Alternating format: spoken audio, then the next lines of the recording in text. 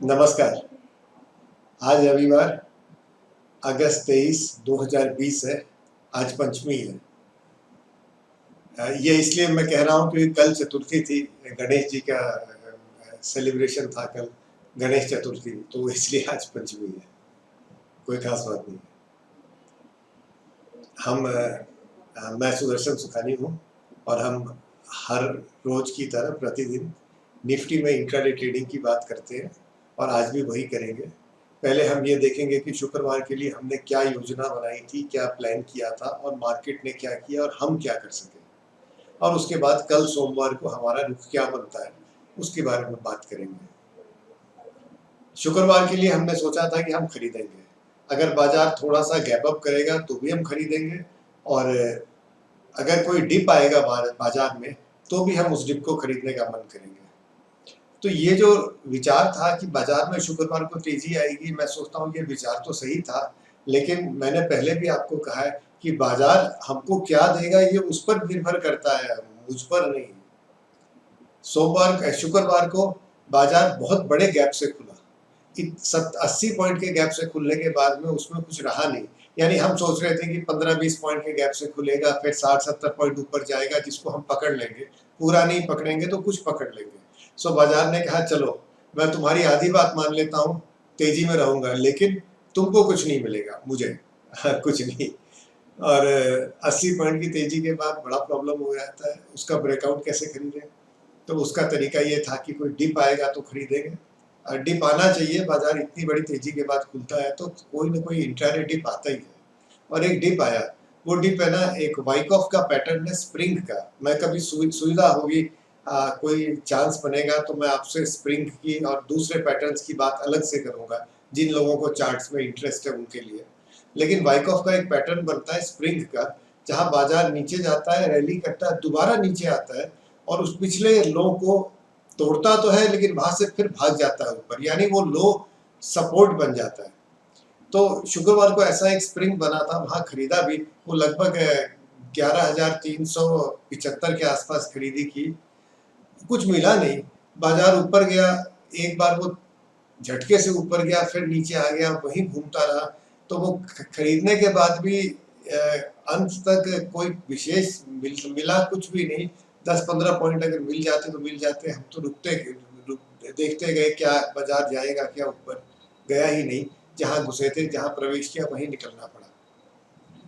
तो शुक्रवार को जो ट्रेड हुआ वो हमारे अनुकूल हुआ, क्योंकि हम तेजी में थे और हमको कुछ मिला नहीं, क्योंकि बाजार ने पहले ही सारा कुछ गैप अप में पूरा कर दिया। ऐसा कई बार होता है, पहली बार की बात नहीं है, और आगे भी कई बार होगा। हम एक ट्रेड के लिए रुकते हैं जहां हम और बाजार बिल्कुल साथ हो जाते हैं। वो एक ट्रेड अपने आप में 5 दिनों के बराबर होता है, कई बार तो 10-15 दिनों के बराबर होता है। और उस एक ट्रेड के लिए हमको रोज ट्रेड करना पड़ता है, क्योंकि मुझे पहले से तो पता नहीं है कि अगले शुक्रवार को वो ट्रेड आने वाला है, ये कैसे समझ में आएगा। अब हम बात करेंगे कल सोमवार की। बाजार है ना, कल शुक्रवार को गैप से खुला, फिर वो ट्रेडिंग रेंज में रहा, कुछ दिया नहीं लेकिन नीचे भी नहीं आया। तो 11,375 से के आसपास उसके ऊपर ही रहा, मैंने मंदी कोई नहीं दिखाई उसने। ऐसा नहीं था कि ये जगह मुश्किल की, हम यहाँ नहीं टिक पा रहे और नीचे जा रहे हैं। उसके बाद बहुत मामूली बढ़त अमेरिकी बाजारों में रात में मिली। तो सोमवार को माहौल मंदी का नहीं है, लेकिन कई बार माहौल है ना सिर्फ चार्ट से नहीं बनता है, कॉन्टेक्स्ट यानी कि जो एक बैकग्राउंड होता है उससे भी माहौल बनता है। तो प्रसंग जो है बाजार का या इकोनॉमी का, देश का प्रसंग जो पीछे है, वो भी कई बार और बहुत मतलब रखता है। हमारे पास सोमवार को 2 प्रसंग है। पहला तो ये है कि अमेरिकी बाजार बहुत भागे नहीं थे, 11 पॉइंट ऊपर थे, कोई कम नहीं है, बहुत ज़्यादा भी नहीं है। अब एशिया कैसे खुलेगा ये मैं कह नहीं सकता हूँ, हो सकता है इसका असर भारत पर पड़े। फिर हमारे रिजर्व बैंक के गवर्नर ने शुक्रवार को कहा कि बाजार और इकोनॉमी में कोई संतुलन नहीं है, एक इकोनॉमी की स्थिति बहुत अच्छी नहीं है और शेयर बाजार भागा जा रहा है। तो उनके अनुसार शेयर बाजार में करेक्शन आएगा, कब आएगा ये कहना मुश्किल है, पर आएगा।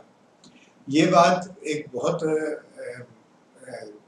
पुरानी है कि ग्रीन्सपैन उस समय फेडरल बैंक के गवर्नर होते थे। नास्डॉक का जब बूम आया था उसके पहले 1998 में, और उन्होंने कहा था, एक वर्ड यूज किया था, इरेशनल एक्सुबरेंस, कि बाजार बिल्कुल पागल हो रहा है, आप यही समझ लीजिए, इतनी तेजी की जरूरत नहीं है। ये उन्होंने 98 में कहा था। उसके बाद नास्डॉक 1.5 बरस तक भागता गया और 2500 से 5000 हो गया।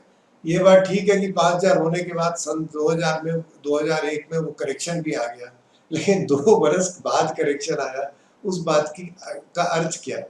तो कहने का मतलब ये है कि रिजर्व बैंक के गवर्नर्स की बातें बाजार माने और ना माने ये मालूम नहीं है, ये ध्यान में नहीं है, लेकिन हमको ध्यान रखना चाहिए कल सुबह के लिए कि एशिया कैसे खुलता है और रिजर्व बैंक की बातों का क्या बाजार पर कोई असर पड़ता है।